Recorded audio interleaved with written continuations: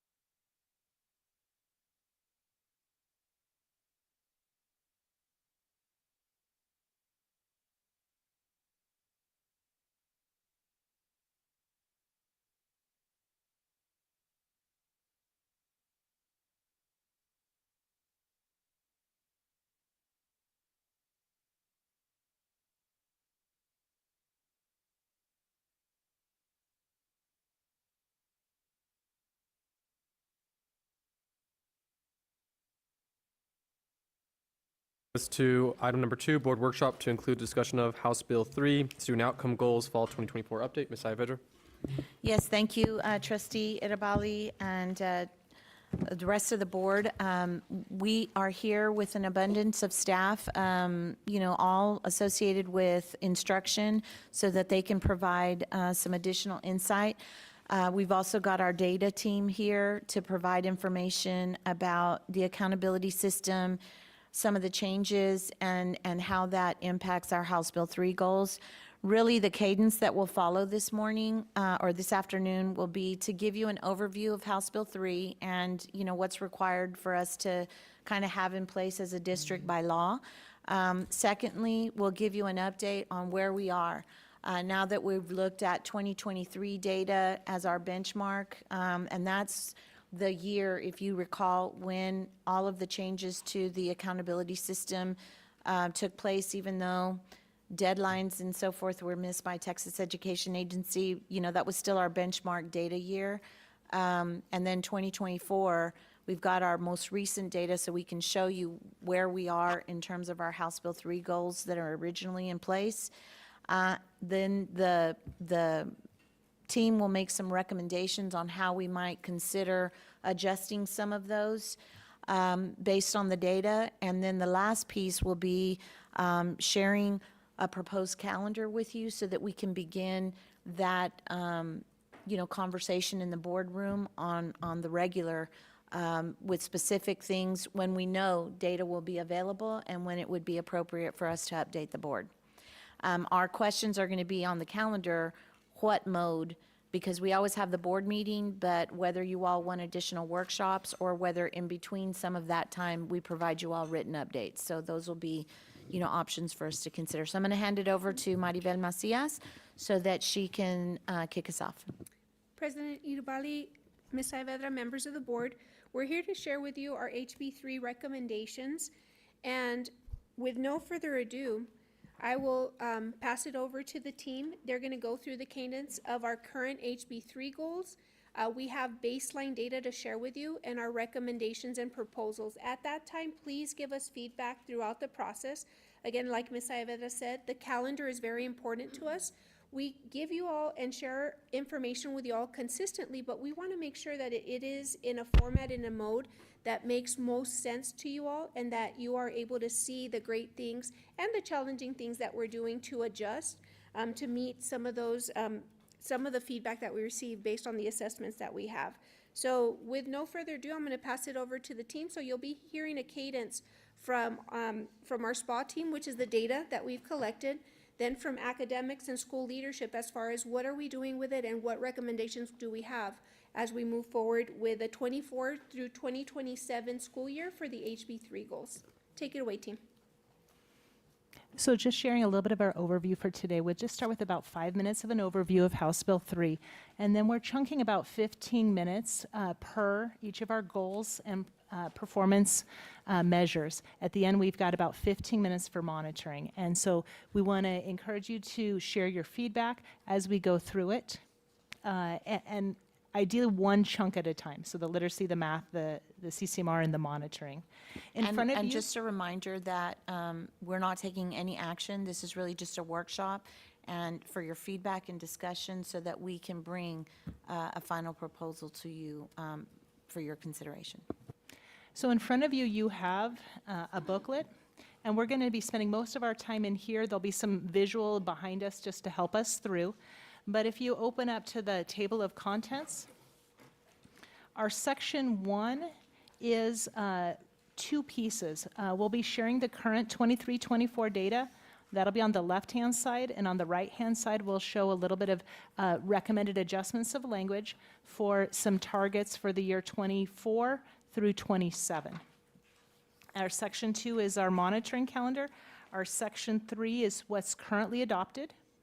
That's our Appendix 1. Appendix 2 is just a bigger visual of all of the proposals for the new targets. And then our Appendix 3 is a House Bill 3 overview.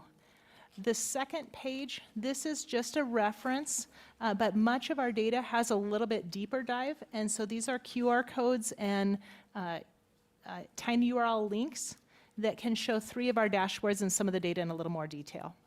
So when we look overall at House Bill 3, it was part of a comprehensive package, and the piece really is that it requires school boards to adopt detailed plans developed by management teams that achieve goals in 2 key areas.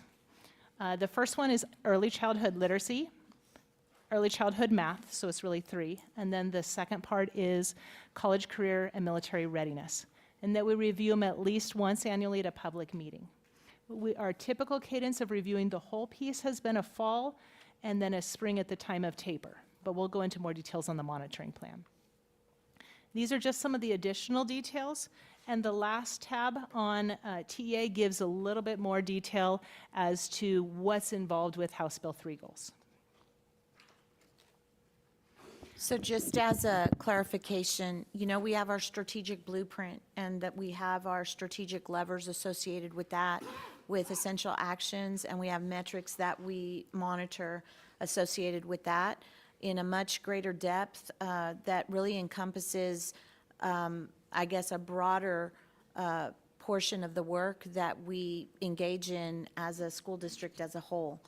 House Bill 3 is really focused on specifically student outcomes as it relates to STAR, and one additional measure, which is NWEA MAPS data that we give at the beginning, the middle, and the end of the year. So I wanted to just distinguish.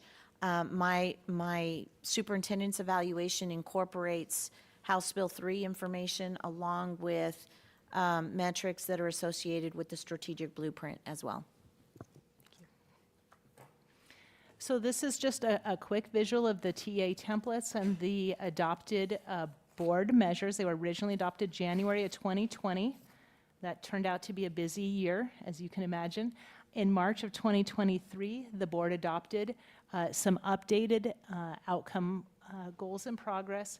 That was just about the time we were launching STAR 2.0, but didn't have baseline data for STAR 2.0, and some of that transition of what particularly the 3rd grade reading, transitioning to a 3rd grade language arts assessment. So this is our real reset, and our intention is to bring to you for adoption goals through 2027.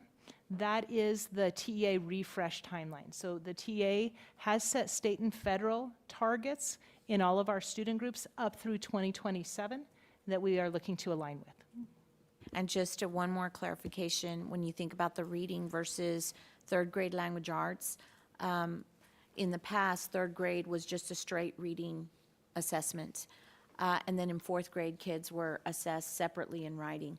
And now in 3rd, 4th, and 5th grade, there's short answer responses and writing that's actually incorporated into the reading test, which is a shift in the way that students are tested. Am I correct? Yes, okay, so. The other piece, before we jump into the data, all of this data is publicly available. We do have a dashboard that has each of the 3 goals and the progress measures associated with each goal. It's in our EPISD webpage under the board section. And so we just wanted to point out that that is available and that you can also filter data for any school or any student group in that dashboard.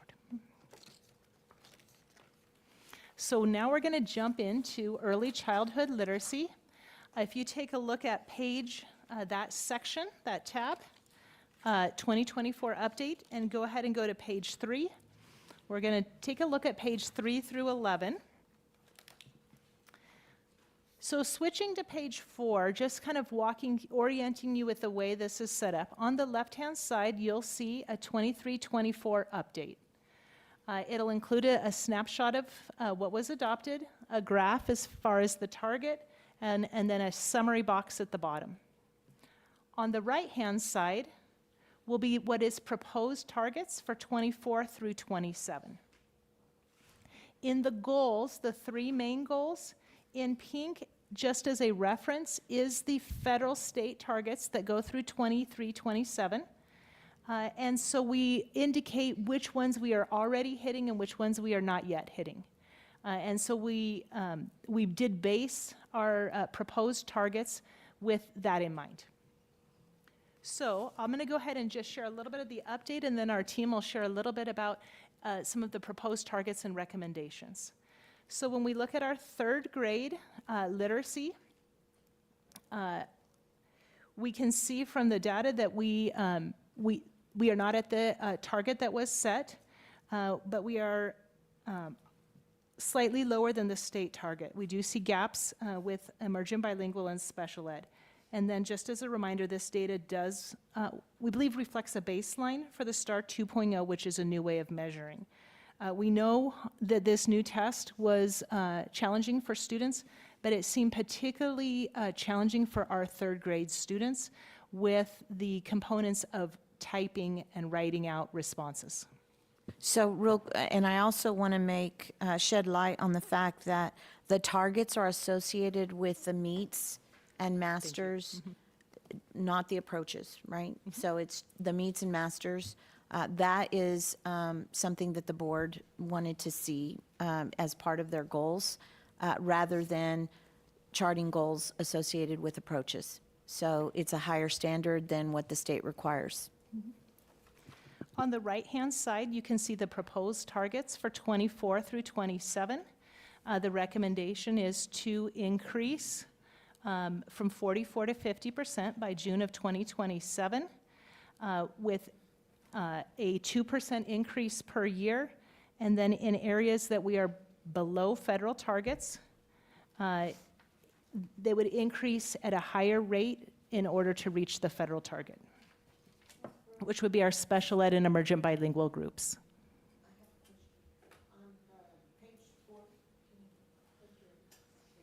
On page 4, that number, like on page 5, doesn't match up. So you said to increase from 50 for the early childhood literacy from 52% on March of 2023. Where's that number 52%? Is it just in the graph? So this was the old adopted goal, and that was the original March of 2023 data, which would have reflected data from 22. So should that have been 52? That would be the prior year, which isn't included in this picture. So the current adoption is to increase from 52 to 61, and that was adopted with the old STAR. But it doesn't match. And that was adopted on March of 23, and that baseline data of 52 was 2022 data. We don't have the 2022. Yes, on the graph. And you can see it on the graph. So to clarify, so the 2022 numbers would have been the 52% that's being referenced here, correct? Because that would be considered a baseline. Correct. So it's not reflected here on the graph, but they're going off of 2022, not 2023. Oh, So the graph shows 22, 23, 24, and 25. Above the target just shows 23, 24, and 25. So if this statement is true, what numbers do we need to fix? I don't know. It just So doesn't the- match like it does match on the right-hand side. So in red on the top is the actual number of what was achieved. In black was the target. And the recommendation is to take 2024, which is 44%, and make that the new baseline. Okay, so we're starting at 44. It basically is as a refresh. Okay, thank you. So the recommendation going forward, as we ended last year, was 44% at the meets level, third grade reading. And the state guideline, if you will, is 46%. So we're just 2% shy. So the intent is looking at next year, setting that at 46% to level out with the state, with a 3-year progression going all the way up to 50%.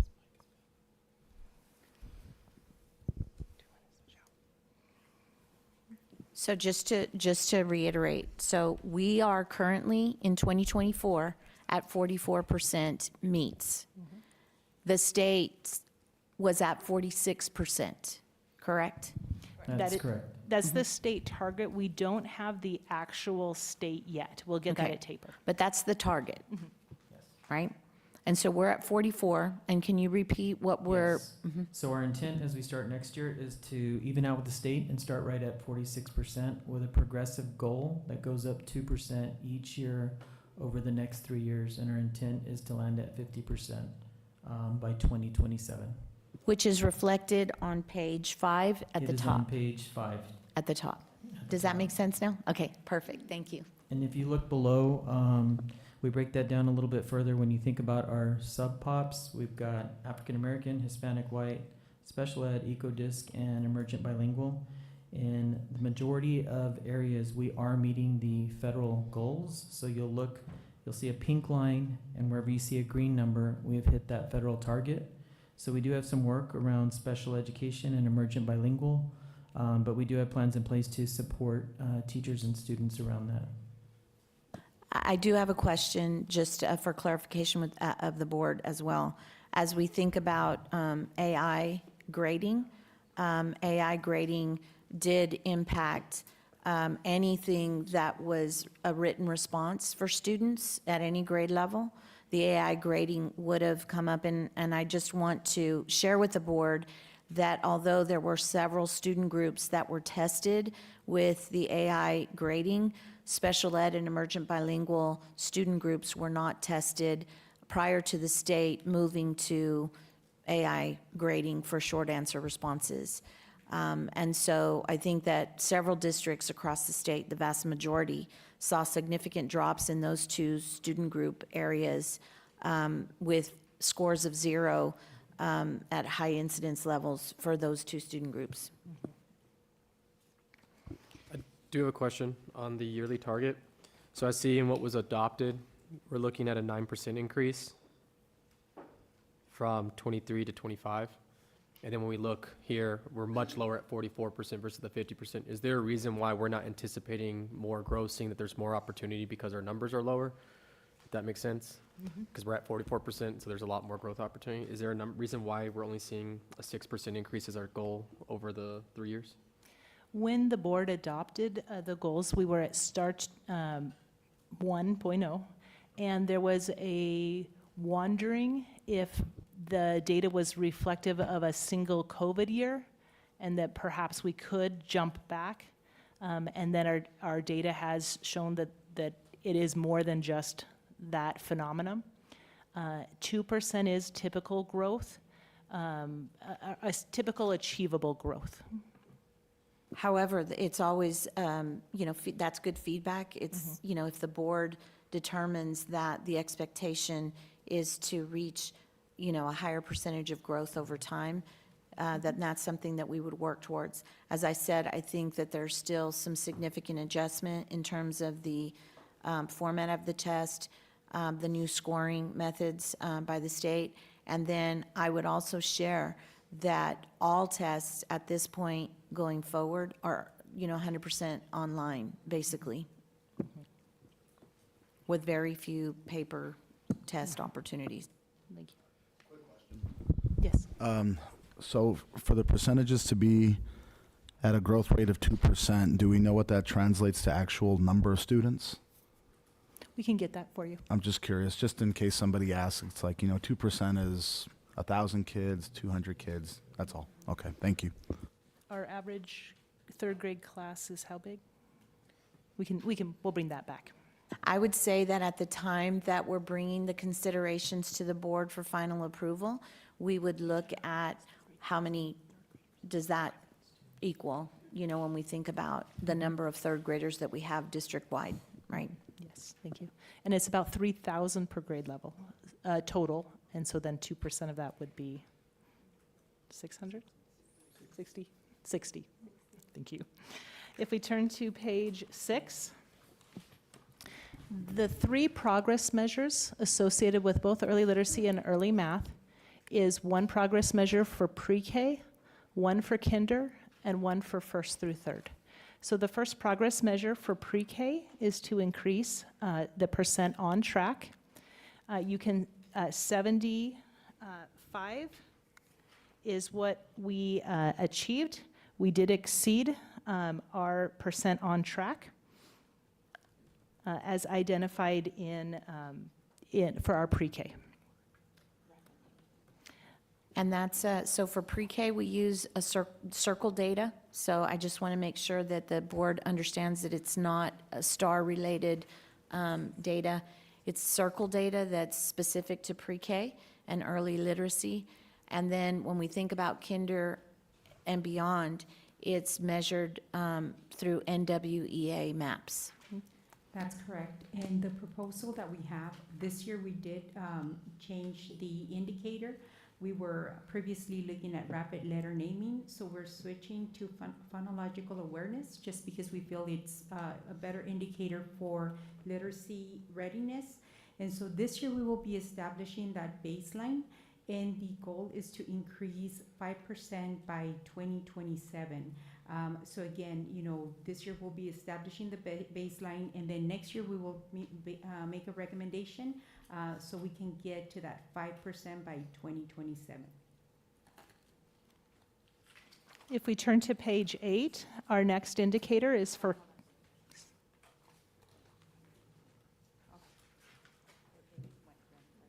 And please feel free to ask, because we're using some terms that you all might not be familiar with in terms of what that translates to.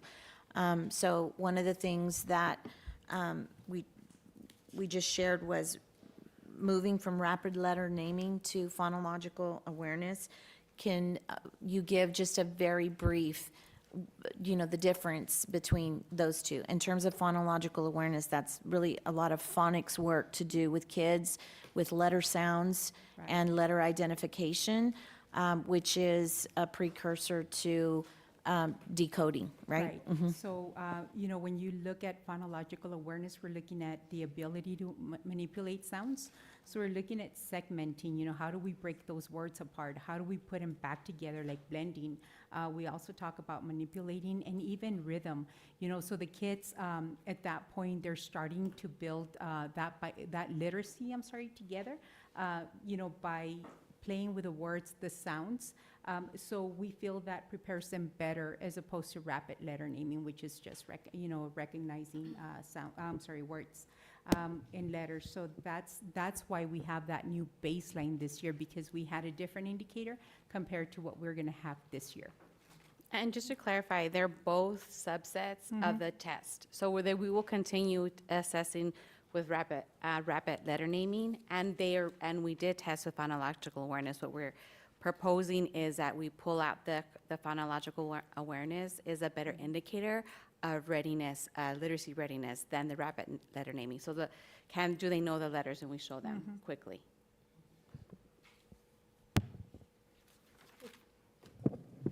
If we move to page 8 for kindergarten, that assessment that was used to measure kinder readiness was TextKia. The percent of kinder readiness was 1% higher in the graph. It was a 75 versus a 72 target, and so our percent exceeded.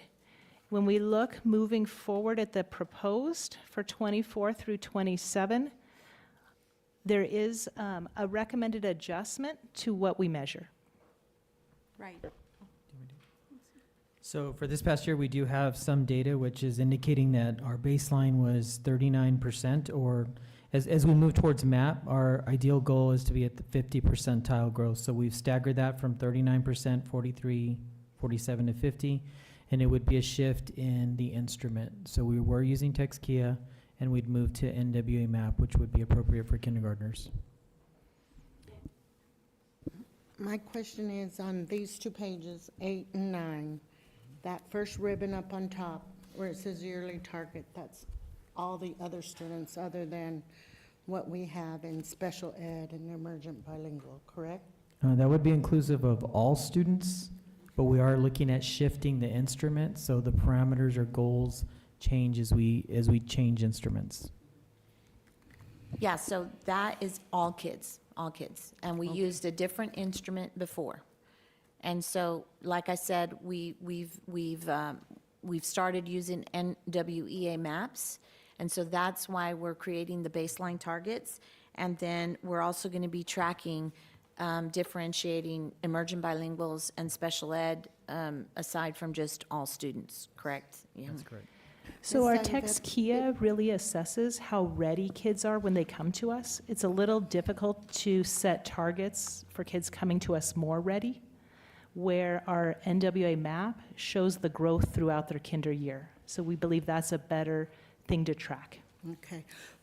for this Because- purpose. Because I was on the committee, the ad hoc committee, Ms. Ferret and others, and I'm familiar with some of this, but the information that we got to prepare for this meeting, I'm just a little, I started off, I guess, confused.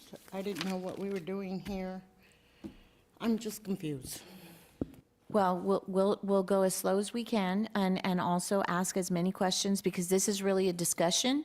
And that's part of the, this first go-around is really to have a robust discussion and a back-and-forth conversation with the staff so that the board fully understands where we are, what things we're proposing before we ever get to an opportunity for the board to actually vote. So there'll be plenty of opportunity today and then beyond before we bring this for final consideration so that the board feels confident that they know exactly what's being proposed. So Trustee Hernandez, I think the best way that I can kind of explain this is page 4 and 5, which is the first set of data we saw. The reason that change occurred is because we went from the STAR test originally what it was, and it transitioned to STAR 2.0. And so with that, they had different data points of how that metric was, how they were being measured as students. And so that's why you see this transition to this new model. On the one since that, it's because we're changing over from a different assessment tool to a new assessment tool, so they're aligning it to fit what the district holistically is doing as a system. And so that's why you're seeing two completely different subsets of data. And when you were on the ad hoc committee, we had just purchased NWEA maps, and so we hadn't even begun to use it as a district-wide measure. So that's why there's differences in number, and we're bringing you a different baseline, because we had, at the time of the ad hoc committee, WEA maps we had just begun using it. We hadn't even gone through a BOI yet with that instrument. And just as a high-level overview for NWA map growth, 41 to 60% growth is considered average growth. So we want to get ourselves, our target is at the 50, anywhere we're below the 50, but this is a nationally normed test that will give us achievement data compared to national norms and growth data compared to national norms. And so we're really focusing on how much are we growing kids from beginning of the year to the end of the year. Ms. Saavedra, are we going to then use this as a template for years forward? Right. This is just a transition period. Because if I'm confused as being in here for almost, I'm beginning my 4th year, I feel for my colleagues here because maybe they're able to follow along, but I was confused. And it is a transition period. I think that's a great way to describe it. And so what you see on page 9 is the proposed transition with the baseline at 2024 all the way through 2027, with the assumption today that NWEA maps will be the measure that we use from now until 2027, right? Thank you. So on this one, I just want to make sure I have this right. So when we look at page 8, that is the other assessment, something TEKS, right? Yeah, Text Kia. And what that was is where their readiness is as they came in. So we evaluated where they came to us as a kindergartner. Correct. And then what we're now transitioning to is we're looking at their growth through that period. When we evaluate them BOI, then when the EOI happens, correct? That is correct. Okay. And the last caveat I would put, as compared to national norms as well. And knowing that 40 to 60% growth is really the target that we need to see. Because if kids score in that range of growth, then they should be at a reading readiness level when they hit 1st grade. And 40 to 60 is normal progression, you said, correct? That's where we want to be. Yes, the term in NWA is average growth, and then they have an average high and a high growth and an average low and a low growth. If you turn to page 10, now we're looking at 1st through 3rd grade. So I'll share with you the language in the adopted. What it is a little bit unclear and did not reflect how NWA measures growth. Our baseline is measuring it compared to the national norm. So 44% is our baseline, and the target was to create a baseline. So with the proposal, just like the kinder, it is to be at or above the national average for first through third grade, with an increase of the 2% or what it takes to get us there. And then we've just adjusted the language to better describe it. Okay. Before we jump into math, do we have a quick? I just want to showcase a little bit. We do have a little bit of a breakdown of our MAP growth, and we do have some campuses that are already exceeding national average, just some bright spots that we want to point out. So this just shows, since this metric is kinder through third grade, which of our grade levels we saw stronger growth and which ones we saw a little less growth, but also which some of our highlighted campuses. So our campuses that are above national growth: Bobby Joe Hill, Cielo Vista, Cooley, Lamar, Lundy, Sunrise, Tippin, Tomley, and Whitaker.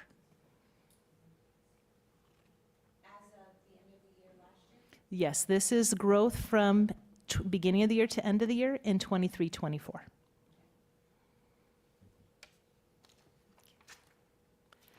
So now we'll jump into early childhood math. The good news is that we've covered all the assessments are similar.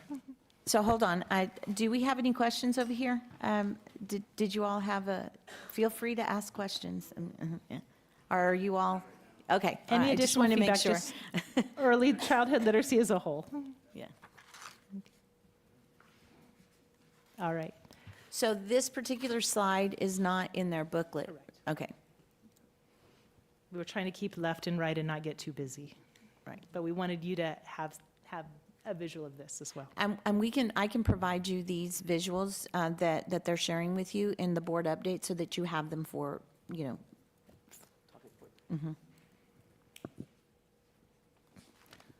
If we turn to page 14, on the left-hand side is the overall target and outcome for math, third grade, at the meets level. As shared before, our third graders in particular did struggle with the STAR 2.0, and so there are gaps from this federal and state target in all students as well as in our special ed and emergent bilingual.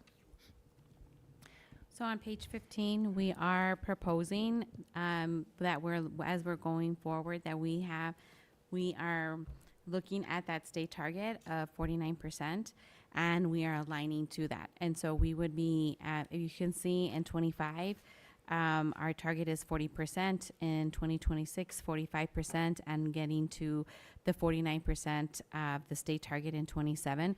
One of the things that we do know with the assessment, that it is a very different assessment than what our students have, before. When we look at STAR 2.0, there's manipulation. So it's not just answering the question, but they need to be able to manipulate it, and it is all online. And so we know that there's some work that we need to do with alignment and preparing our students to take that type of an assessment, which is a little bit different than the MAP, NWEA MAP assessment. And so we're looking at an increase of 5% the next 2 years, and then a 4% to get us to that target, and 2027, a 49%.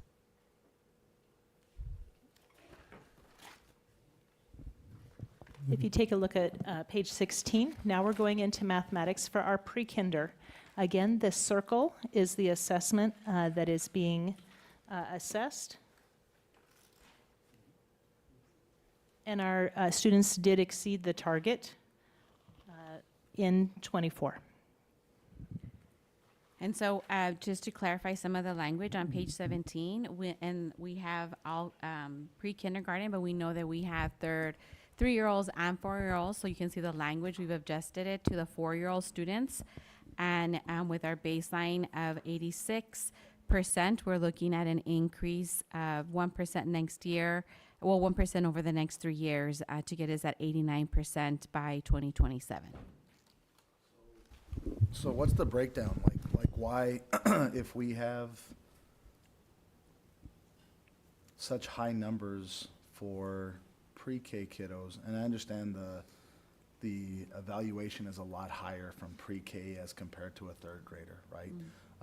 But, I mean, if they're on track and teachers are doing what they're supposed to be doing, we're doing what we're supposed to be doing and getting curriculums that are effective for our kiddos, then why this breakdown? Like, why are the numbers, because, I mean, like for SPED, right, on page 14, and I'm just going from kind of one extreme to another, with the pre-K kids being in the 80 percentile, and then our special education kiddos at 19%. That's 10% below the state average. So where's the breakdown there? What's going on? So one of the pieces that we do identify is the third grade students that were assessed were in COVID during their pre-K year, and then on their first grade year, that was the year that everybody, students and teachers, were in mass, and we do believe that had an impact, but we believe some of the adjustments are building a stronger foundation that will help support us toward meeting those 5% increases in math by the time the next few years. I would also share that the rigor of the assessment from STAR 1.0 to 2.0 significantly changed.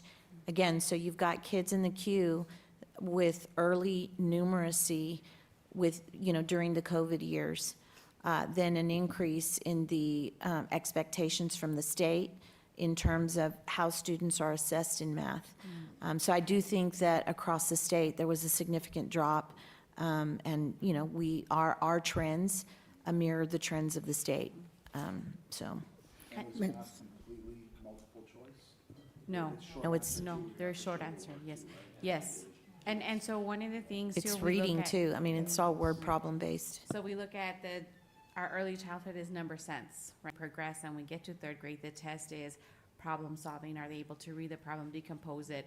Multi-steps, there's multi-steps. So, part one is adding two numbers. Part two is getting the sum of that number and now multiplying it. And then not only then selecting it, but it is there are questions that are manipulation where they have to drag and drop, fill in the blank, answer short answer. So it's a very complex assessment for an 8 and 9-year-old. And we know we have work to do in math, but we'll see some of the data, we are on that upward trend, but really building that foundation with number sense is vital. And we know that we're on track to do that right now.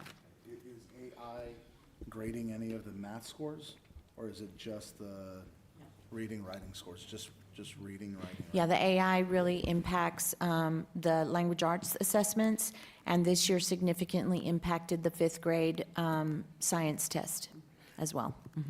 Ms. Saavedra, along with what Trustee Colliers had mentioned, if we were on target, like on page 17, if we're on target with the math progress, why wouldn't we then want to put that increment of 2%, 2%, 2% per year if we're already showing some significant progress here?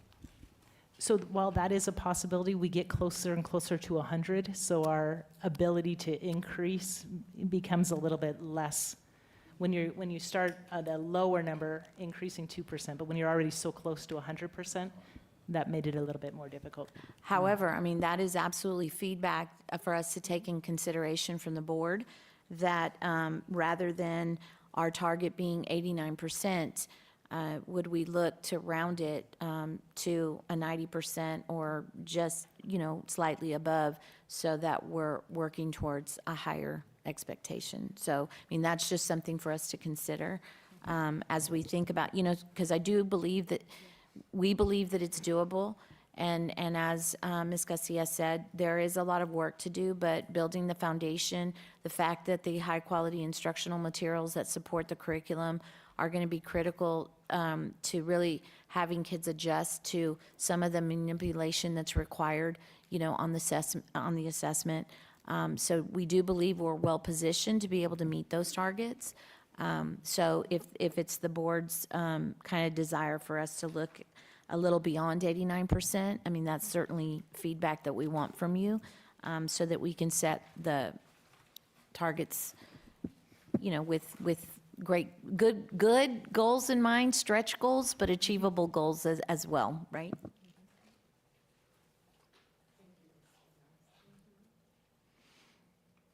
If we look at page 18, this is our kinder data. It identified this current STEM screener, which is on NWA map. So our baseline is 45. And so we are looking at an increase of 2% here, and at 25 going to 47, and 26, 49, and in 27, 51. And again, staying within that national norm of having that, 40 to 60% is the national percentile of growth. Any clarifying questions on that one? And just clarification also, NWEA MAPS is not an achievement test, correct? Yeah. It does provide achievement results with a national norm, and it provides growth results, and it also does a kind of a crosswalk of which campuses / grade levels are high growth, low achievement, or low growth, high achievement. So Okay. we have that and can present that as well. We've chosen to really focus on the growth as our measurement for this goal purposes.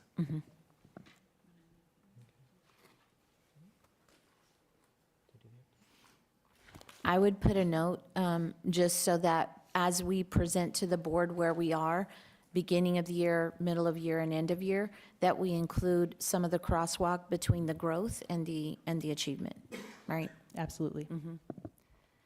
When we look at page 20, this is our first through third grade. We are currently, with our NWA map, at the national average at 50%, so that is our baseline. So the proposed recommendation is to go from 50%, again in our baseline, setting at 52 for the following year, 54, and 56%. And again, this indicator considers first through third grade.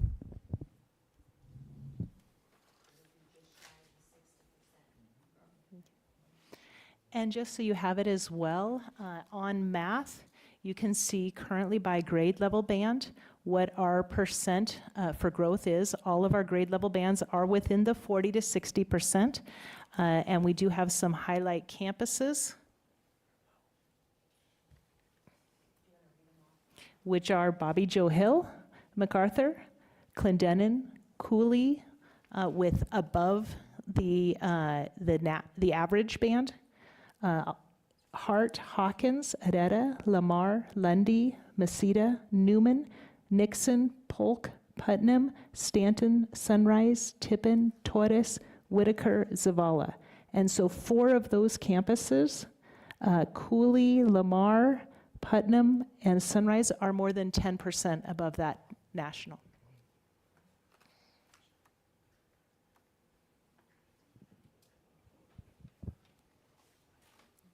Any clarifying questions or feedback on mathematics before we move into our CCMR? I just wanted to apologize. I just didn't know we were going to be, I was prepared to go through the H-Bill, through student outcome goals, but looking at what we were provided before this meeting, I didn't know we had switched over like you were mentioning, so I apologize for that. I think we just provided more detail than, so what we put as part of the backup was what was currently in place in terms of House Bill 3. And so we went deeper into what, and broke it down for you all, so that as we proposed setting new benchmarks, that you all would understand the reasoning why, so.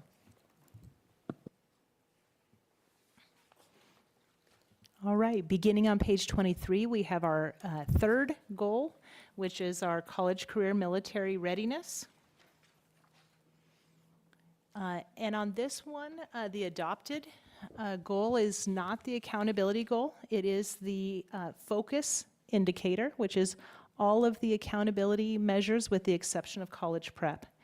In this case, you can see that we did increase from the 61% to 65% of students that met a CCMR indicator, excluding college prep, not at the target that was set. This is also a one-year lagging indicator, so we did want to point that out. So part of the story behind that is that we no longer had, these, it's a lagging indicator. So I think that all, as we go through a lot of the CCMR data, it's critical and important to know that these are kids that have already graduated. So when the new requirements have come out now with the STAR, they impacted classes that we could not do anything about because they were already gone.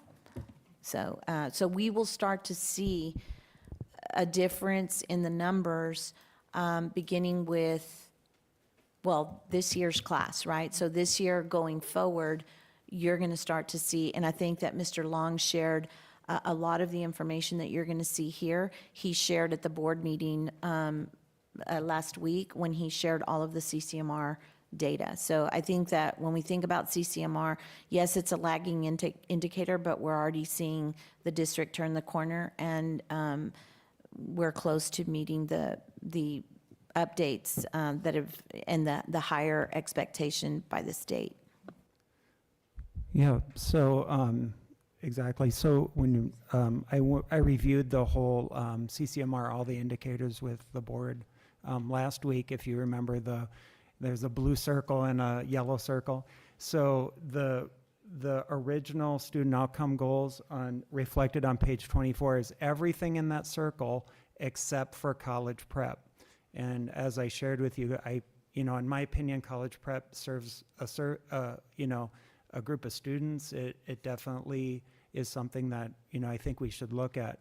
So when you look at page 25, the administrator recommendation on page 25 is that we go back to including college prep in the overall goal when we're looking at the student outcome goal for CCR, so that we're capturing the college prep as well with the other indicators. And then option 2 would just be to continue it the way we had it, which is all indicators except college prep. So that's really the decision for the board. I mean, either way, we feel we're making progress, but just in the eyes of the state, when they report out, so when I reported the 85, that's with college prep included in that number. And that's why you see the 65 here, and then the 85 is what I shared with you guys at the board meeting. So Yeah, go ahead. so- I would just make sure that the full board knows that in the ad hoc committee, the discussion was specifically to focus on all of the other indicators that would, be used for a kid to show, college, career, military readiness. I think that in previous years, there was a high dependence on college prep, but we've moved away from that. Option 2 might be that although we report out the overall with college prep, but also report to the board what that looks like without the college prep, so that the board is always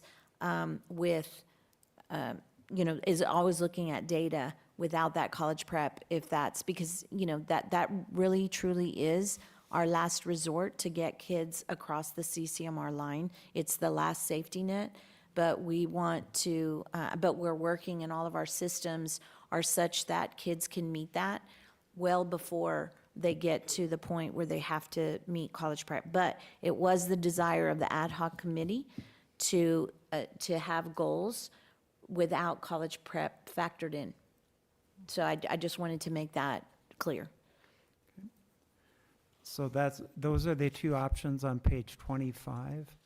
And just kind of related to that, if you go to page 26, which is our first progress measure, our first progress measure has been outcome bonus, which is essentially, again, I'll use the diagram as a visual, because that's what I always look at in my mind, is it's all about college readiness. The outcome bonus is all about college readiness. So the more students you have that are TSI met or SAT met or ACT met, you're going to generate outcome bonus once those students graduate. The thing about the outcome bonus is it's not 1 year lagged, it's 2 years lag, because you have to wait till they graduate, and then part of outcome bonus is then they have to enroll in college, and then so it adds another whole year of lag to the cycle. So the proposal, kind of going with the first page, is if you look at option 1, what we would like to do is change this to where we're looking at all of the TSI criteria without college prep as a progress measure. So we're looking at the overall CCMR goal all the time, the big number with everything included. And then the progress measure is what we're tracking without college prep in it. So it's a little bit of changing the progress measure. So we're still mindful that the board wants to look at college readiness without college prep. It would be a progress measure instead of in the main CCMR goal. So that way we're kind of accomplishing both things. And then option 2 would be to just keep, option 2 is also always just the default, like the way we did it before. If the board still feels like we just want to look at the college, the outcome bonus, we could keep that as the progress monitoring goal. I just wanted to tie the first page and then this page together, so it paints a full picture of those two. Okay. Any clarifying questions on either of those two? I just have a general question. Yes. Why would we measure it without the college prep? Why? I don't know why. That was, at the ad hoc committee, that was the desire of the board, because college prep is not the most rigorous way for students to get their college readiness measure. So it is a last resort for kids to get that readiness level, but it's not probably, it's not the most rigorous. Like if they show it through meeting an SAT criteria, if they show it through taking an AP course and receiving credit, if they show it through completing dual credit courses, those are much more rigorous ways that are going to prepare kids better for college than a college prep course, which is just one course which is typically taken at their senior year in either in English or in math. And so we want to make sure that all of these other measures have a higher probability for them not to have to take remedial courses when they get into college. College prep, the jury's still out, even though the curriculum has been elevated in terms of its rigor. I think that there are still percentages of kids that may have to take remedial courses if the only way that they're meeting CCMR is through college prep. Does that make sense? So, I think it was a guardrail that we wanted to put in place, knowing that when Ms. Saavedra came in, that prep was just overused generally across the district, and it's a way that we can hold the superintendent accountable as well as ourselves to say we're moving away from the traditional models that were done into making sure that, our students aren't taking remedial classes in college. And so just this August, TA has started reporting on TSI criteria, which is SAT, ACT, or TSI test, or college prep. And they're reporting it with and without college prep. So by adopting the recommendation, we would be able to provide data a year sooner. And so we do feel that that is a quicker indicator versus the 2-year lag. If we move to page 28, that's a progress measure related to industry-based certifications. And as shared with you earlier, we have far exceeded the target in that area. So essentially, the recommendation from administration is just to use our new baseline, which has been drastically increased to 23, and then for 25, 26, and 27. So for 25, 1 point, 26, 2 points, and then 27, another 2 points. we would be probably more aggressive with the target, except that the IBC, the way students get IBCs now, they used to be able to sit for 2 classes and then take the IBC exam and get credit. We used to get credit for that. Now they have to take 3 courses, so it's changing the game a little bit on how we can get an IBC. So that's why the goals weren't more aggressive, because we're still waiting to see how the additional class that all the kids, they're called completers now, that's what they call them. They have to take all 3 classes and then take the IBC. We're seeing how that's going to impact our numbers. We're hoping to meet or exceed all these goals, but we're just kind of, we're pulling the goal back just a little bit until we know how all that's going to work out. And something that we've noticed in the data is that our kids are much more prone to explore rather than commit to a sequence of courses. And so that's where having to take 3 instead of 2 is going to be kind of a shift in student behavior, right? So.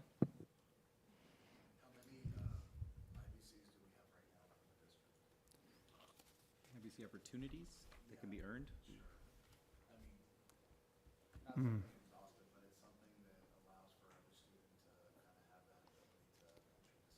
Well, I'm looking for numbers Sorry. in my head. Sorry, I didn't have the mic on. I know there's 31 programs of study, and generally, students have to be in a program of study to get an IBC. But sometimes there are programs of study that allow more than 1 IBC. So I'll just stay with 31, but it's more than 31, because it's each program of study has an IBC aligned to it. Is there any way for us to align those differently with still complying with state standards so that we could have, I guess, the students experiment with more classes, like you're almost double dipping in certain areas, so that you could get the IBC? I mean, I think the challenge with a student trying to do multiple programs of study is their schedule gets really compacted in high school. There are some students that, if they're very high achieving and come into high school with lots of high school credit already, there might be room in their schedule. But it's generally gets to scheduling, because then they're trying to meet graduation requirements as well. And then if they're doing band or orchestra or sports and things like that, it tends up kind of taking up their schedule time. And right now, we run high schools with block schedules. If we ever adjusted that, it would become significantly more difficult for students to do that with a 7-period day, right? So. On page 30, you have our 3rd progress measure for CCMR. We do have 6 for CCMR. And this one has to do with TSI completion. You can see, whether you break it down by reading, math, or both, a significant increase in, we did meet the target of over 10% increase in students taking TSIA. And the administrative recommendation on page 31 is starting at the baseline for our seniors this year. We had 65% of our seniors at least sit for TSI in reading and math at least one time before they graduated, which is a goal, but we definitely want to move that much quicker. So we have 5%, we're being pretty aggressive, and hopefully have 80% by 2027. My goal and for my department is to be at 80% way before 2027, but for the purposes of setting the progress measure, that's what we're setting at. And we would like to, the other recommendation is just to monitor 12th grade. Internally, we monitor 9th, 10th, and 11th, but when you combine all the data, sometimes it makes it all muddy. So we'd rather just watch our 12th graders and what they're doing, so we can really focus on that group. And again, we'll still monitor 9th, 10th, and 11th, because we want campuses to know where they're at, but to really make the progress measure just the 12th grade, so we can get laser focused on that group of students. And TSIA stands for Texas Success Initiative Assessment, and those are the assessments that kids take in reading and in math to show readiness to take college-level work. So they've got to pass math and/or reading TSIA to take any dual credit courses, right? So that's a precursor to them taking any dual credit courses. Now, they can take AP courses and on-ramp courses prior to passing or meeting standard on TSIA, math or reading, but not dual credit. And just a quick note, and one of the reasons it was a progress measure is what we had noticed when we looked at the data is that we did have some campuses that weren't ever putting their students in front of TSI, or very few students.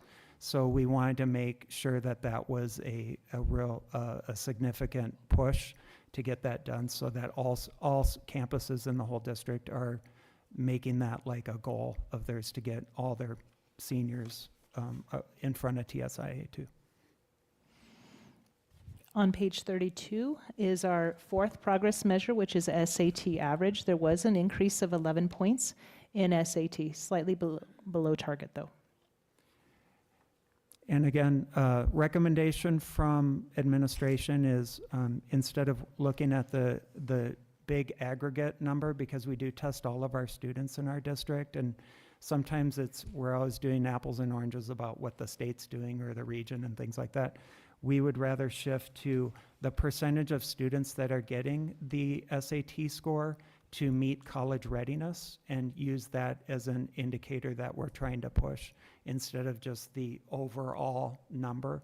We just think it's again a little more focused measure to look at and to pursue.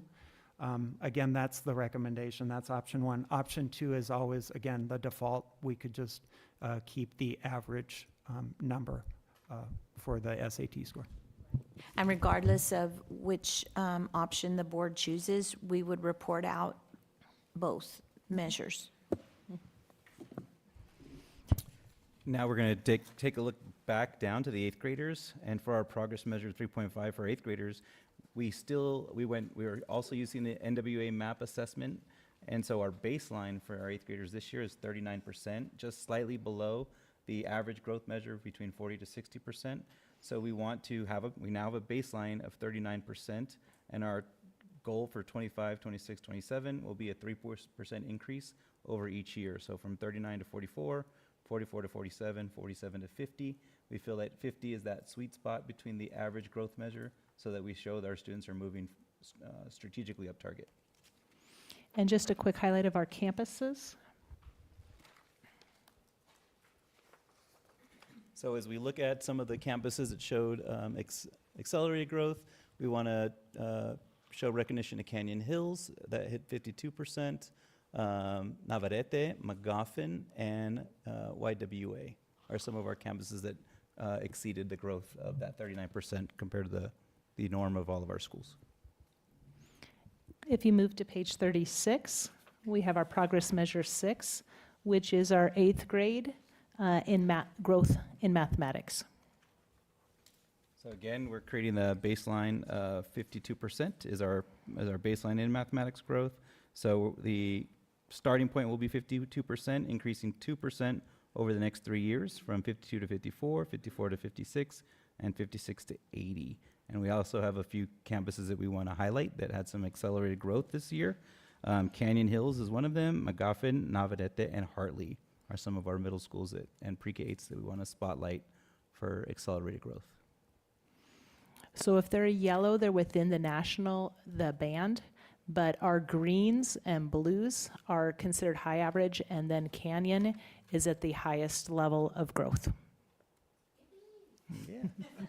I do want to make a correction. I think I said that the first slide that I presented was the math. It was actually reading. So we're looking at the MAP reading for eighth grade and the MAP scores for eighth grade. So our growth is really higher in math, which is important to help us reach where we need to go with math. Mr. Cuellar, I got a response to your question. We have 51 different industry-based certifications that we can earn in EPISD. Ms. Saavedra, this question is for you. Regarding, I know we did the pre-K through third grade, basically, right? And then high school. Do we have data for the middle school? Yes. And so that's a good question, Trustee Hernandez. Although House Bill 3 statute requirements require that the board adopt goals associated with what we've shared with you today. We're still held accountable for the other grade levels and other data via the Texas Assessment Performance Review, which is the TAPER report. So a TAPER report comes out. We shared with you data also at the last board meeting where we're tracking all of that data. And there's a number of different, I would say, metrics in my superintendent's evaluation that track that data as well. So although this is what the state requires, we track all of that data for other grade levels. So we look at MAP data, NWEA MAP data for fourth reading and math, for fifth reading and math, sixth, seventh, and eighth reading and math as well, and even all the way up through ninth grade. There's selected students at ninth and 10th grade that haven't met the mark, as they matriculate. But all the way through eighth grade, we're using the NWEA map as an indicator of, how we're doing. So we have campuses track those data points for all of the other grade levels as well. And so our strategic blueprint, the key targets, is a combination of the House Bill 3 goals, the superintendent evaluation, and any other key metrics that were not previously identified in the strategic blueprint, or under the levers and the essential actions. So our last section is our monitoring calendar. And I know there's been some feedback about how we can be more intentional and clear in our monitoring calendar. So if you open the monitoring calendar, go ahead and flip, you'll see on the left-hand side where it says proposed 24 to 27 fall. One more. There you go. It actually came in backwards. And then just as a reference point, this is what's currently adopted for the monitoring calendar. So you can see in the kind of the bigger font, the way it was adopted. Behind it gives a little detail of how we shared out in 23-24, what was adopted. I just want to make sure that everybody understands that the very first page of the calendar is actually the spring semester, and the other side is the fall semester. It was just inserted, flipped in the booklet. So I just wanted to make sure everybody understood what she said before we go on, because otherwise we can't follow along. So one of the proposals that we'd like feedback is to identify not just the progress measure that's going to be reported on, and the month and the goal, but what data we'll have that we'll share out, and then whether it fits best to share it out through a board meeting, through a board memo, or through a board workshop.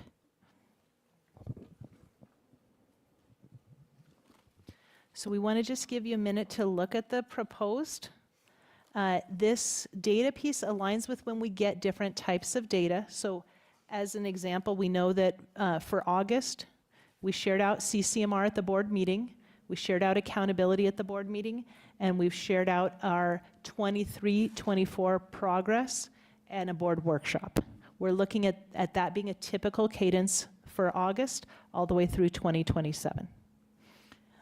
As we get data, like our beginning of the year map data, we see the admin is believing that we can do that in a memo, unless there's a preference to do it in a different format. We have middle of the year data. There's some different data points, and I'll let the team share some thoughts or additional details.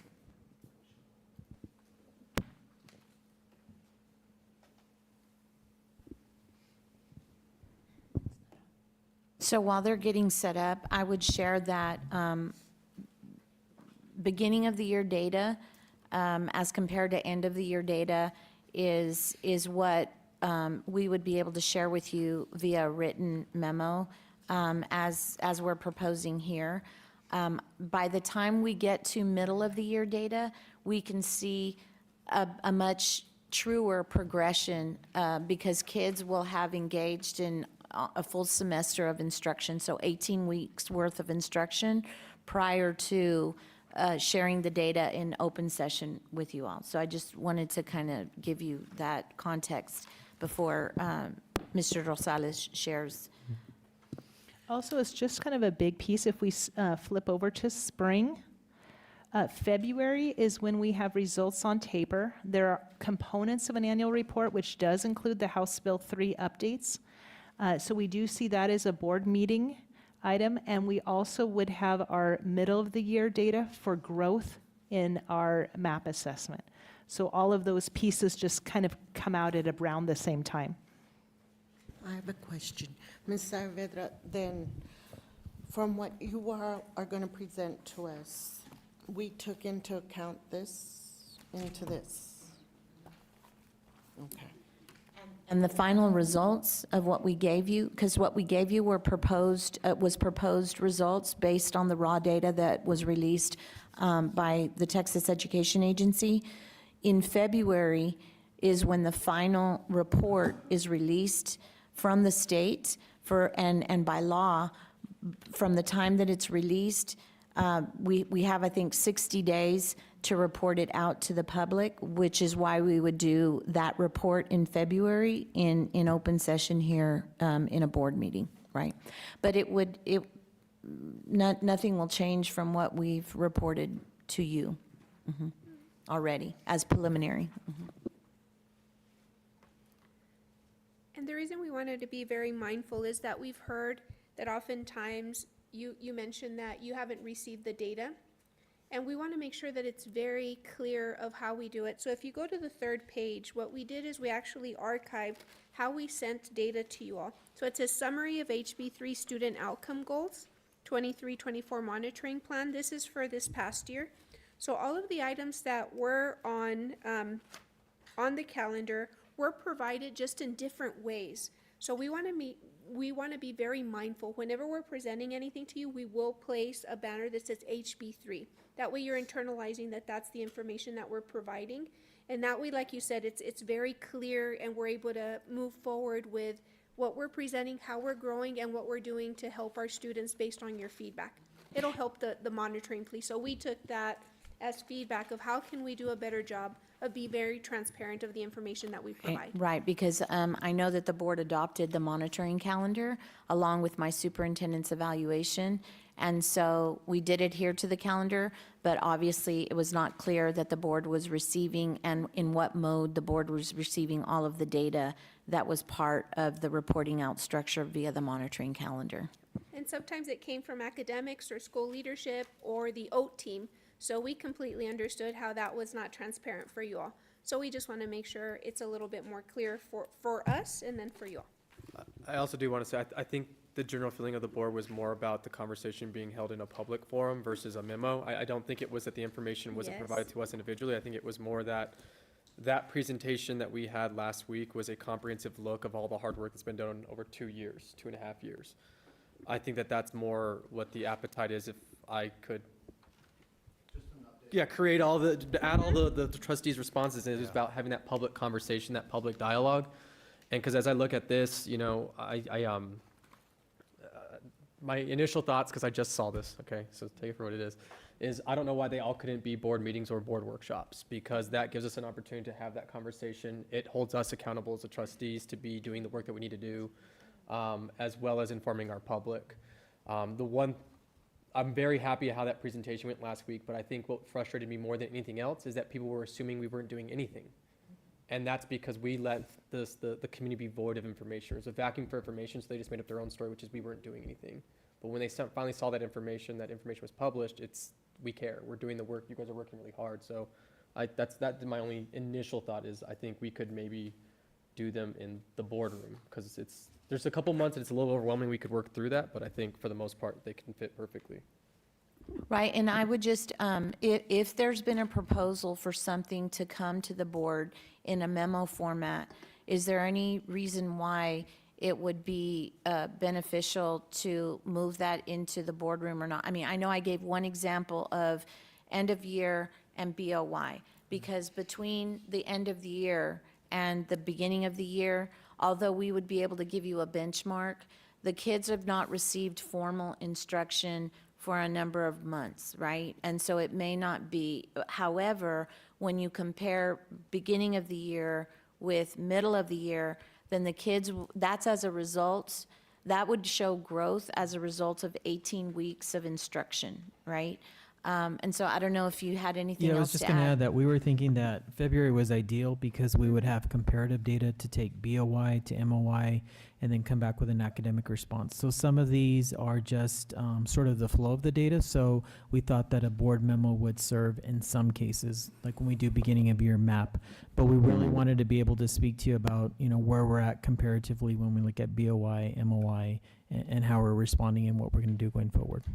And then I guess my response to that would be, I mean, we're getting hammered with 5,000 pages of board meeting, not to mention our workshops, not to mention all the other things that are going on, DDR, community events, community meetings, what have you, right?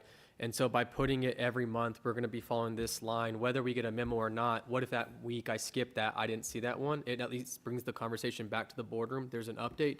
And then for those that are doing it, it's a refresher of this is where we're at. So, as we look at, end of year to beginning of year, okay, guys, as we talked about end of year last year, this is where we were. We saw no progression. Obviously, we talked about why that would be, and this is where our beginning of the year is. So then that mid of year conversation is a lot more impactful. And I don't think everyone needs to be like, what was your guys' presentation last week? Like 80 slides? Like, I mean, it doesn't have to be one of those. It can be a quick, a 10 PowerPoint slide. Hey, this is where we are. This is where we're going. And this is what the next thing that's coming, so that you're also conditioning the trustees in the community and our staff to track this information steadily so that there are no surprises as these things come out, and there's no opportunity for a vacuum of information to create or be existed, so that they create their own story, their own narratives, or things like that. And I guess my other point of feedback wanting to get from the board is, as we break it up between a board meeting and possibly a workshop, because I find that the board, off the dais and in a format such as this with staff, there may be a much more, a greater opportunity for open dialogue and to ask questions and really get, it's more of a conversation than a sit and get and listen to what we have to present, and then there's a few questions that ensue, but not as deep a conversation as the conversation that we're having today. So I'm wondering if there are any points that you all see on the calendar where a separate workshop, because you're not necessarily adopting or voting on anything, and we video it, and so it's still transparent for the public as well. So there may be points where a more formal board meeting presentation is necessary, but in some of those areas where we've suggested a memo, perhaps a workshop would be an opportunity as well. I know that it works really good for us when we do workshops as it relates to budget, because again, the board is able to give us some good feedback about what they'd like to see, or I think that, again, it's just more of an open dialogue with the administration. So just some points for you all to think about in providing us feedback, especially those areas where we currently have it as a memo. That might be an opportune time for us to shift to a workshop, possibly. I just thought I'd just add that I truly like the workshops and even the ad hoc committee, because I was able to understand a little bit more. But I agree with President Garibaldi. If we read the material, we're pretty much prepared, right? And so just an overview of maybe some pointers would help, and then, or things that we could be helping you all with to make our district successful. And if anything, I'll just go with the calendar that you all went, and if you can fit in a workshop, I'd attend those. And I'm a fan of the BOI, MOI, and EOI being workshops, because I think that's where we actually have tangible data at our fingertips, where it's much more difficult to digest in a board meeting. And if we read it in the board packet, it's very hard to be able to have that dialogue and that conversation, because it's paper. And so I think that those would be good opportunities. And it can even be a workshop that leads into our board meeting, so that we can do the pre-work, and then at the board meeting, have the staff give the presentation for the benefit of the community. In a much more condensed version. And I think that gives us an opportunity to kind of flesh out a lot of the conversations that we need to have, and then streamlines our process. Thank you. I know that with our end of the year, it's a, timing-wise, it would be perfect for a July. And so perhaps we can fit just a late June workshop. If we don't get the data quite in time to hit the June board meeting. Or an early August, like, I think there's flexibility there, Absolutely. because we do want to honor the July being off, you know, especially for you guys, because I know you guys, a lot of work goes into preparation of board meetings. So I think it's just that flexibility that, you know, if the data's coming in and quickly and there's no lawsuits and there's nothing else pending and changes, like, hey, we can roll. If it's, all that stuff's happening, then I think we did it this year. I think in August, we did a very early meeting. I think July 28th or 29th, we did something. And so if we are looking at the BOI, then that would be in September. So just for your consideration, selecting a date, so that if we're going to do a workshop that way, we make sure we are prepared with that. But we're finishing up our window this week, so we should have data. Yeah, I do. Hi, I think as far as possible, we should, can we do both? Can we keep workshops at critical junctures and make sure that when I got onto the board, way back in April, one of my principal concerns is that there's as much public engagement as possible, and that is what our role is. And I think having as much of that responsibility as we do to inform the public, it does help us to have what President Irobali was suggesting, a much shorter presentation, just to keep us up to speed as far as possible in the regular board meetings. I think that helps us meet our mark, and it helps keep us up to speed so that we're able to engage the public effectively. In this particular workshop format, I think this is really, really excellent. I really do agree with the superintendent that being down here makes it a much more engaging process. We're able to ask questions. And I think that on top of that, I would, I'm quiet because I'm reading as much as possible, as quickly as possible. It would be a little helpful to have it about 24 hours in advance for my own purposes. But I would like to meet with each of you as quickly as possible so that I can dive in even further. But I think regular meetings are a great forum for that. I think just keeping it short, keeping it sweet. I don't want to burden staff, but at the same time, I do think it is our responsibility to keep it in a very heavily viewed forum. So those are just my initial takeaways, and I can dig in much more deeply, in advance of the fact. And, I really appreciate all the work that you do, and I want to engage it as effectively as possible. So thank you. And I appreciate that feedback, Dr. Leverage, because I know that Trustee Hernandez has also provided that feedback to us in the past, that as, additional lead time for you all to review the data is critical and important to the conversation when we bring you into the boardroom. So we're going to, we still have room to grow in that area, but we're committed to improving on the lead time, because we know that the volume of information that you all have to go through is significant. So, and that's the other reason I wanted to entertain breaking it up between board meetings and workshops, because typically in a board meeting, there's hundreds of pages in a board booklet that you need to go through, and sometimes separating out the information so that you're just having to dig into information that's specific to the workshop may help you all as well, because there's, a board meeting, there's a lot of, but we can create a cadence so that there's a consistent conversation in full view of the public, and making sure that you all feel like you're well-informed in holding us accountable for what we're here for, which is to deliver on the promise of a brighter future and increase our student outcomes for students. I really appreciate that. I think it is just the most vital aspect of what we do. One just quick wee little bit of feedback in terms of the structure. I like the rationale statements at the very bottom alongside the summaries. It might help to have a cover page that just basically lists it all, just easy, bringing it all front, with something like a thesis statement for the entire packet, so that there's just a justification for all of it, to basically just boil it down so that you have that guidepost at the very beginning, and then when you dig in, you can see it thematically pulled out again and again. I think that helps to reinforce it in the mind as you do read something this large. I really do appreciate it, though. So thank you so much. Along those lines, I think just another piece that we might consider is that I know as we engage in additional training as a board and a team of 8, there is work to really articulate our theory of action and our theory of change. And I think connecting the work that we do with that theory of change is going to be critical and important so that the public constantly sees a connection that here's where we're placing our big bets in terms of the investment that we're making in students, and here's how the outcomes that we're sharing with you connect back to that theory of action and that theory of change, right? So, And that's why I was shooting for the same thing that Dr. Leverage was saying, that even just a 5-minute update. This is working, this is not working, right? I think it keeps us all honest.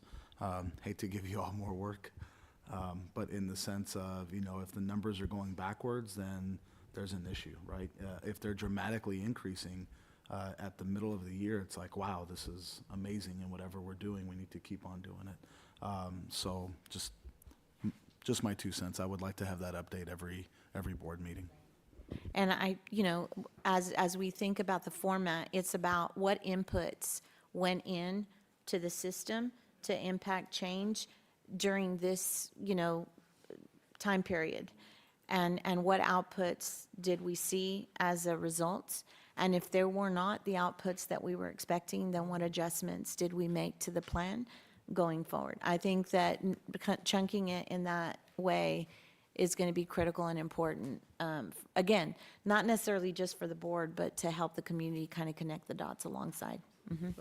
And I think, as we look like interventionists, right? It was something new that was pushed off. It was going to help. That was the input. And we didn't really get a report on what that was publicly Right. until, I think, most recently. Well, So we had board memos, and we have conversations, but I think that's where we can say, hey, this is not being done the way that we want. We're reworking this, retooling this. This is what the data's showing. So as you guys see this, that push that you thought you were going to receive because of this new initiative, it's actually, we need to rework it and retool it, and that gives Right. us the information. So I think you can tie it to some other initiative too that's happening throughout the district, and very quickly make a pass at, hey, by the way, this is our HB3 goal update. This is what we're going to be throwing in, tied to something else. Right. And that was the nature of the intervention reboot, because the way it was rolled out didn't get us the outcome. So it wasn't about the staffing. It was about, did we leverage the staffing in the way that we could, so there was opportunities for us to leverage it more than we did in the initial rollout, which is why the reboot, right? So good example. But yes, this is great feedback and critical and important so that when we're reporting out, it's a format that is consumable for you all and consumable for the public. Because we live and breathe this every day, but we know that this is your side gig, so. And I appreciate that, but in your staff and your team, they've gotten a lot more detailed than I would have needed to know, but I mean, it's good. It's really good, the way you all you have the foresight and knowing how we can compare ourselves to other data sets and such. I mean, that's important for us that don't know, and so thank you for that. So we have a hard stop at 2, so if there's any other remaining remarks from the trustees? None. So Ms. Saavedra, when will we be taking HB3 updates before the entire board, or?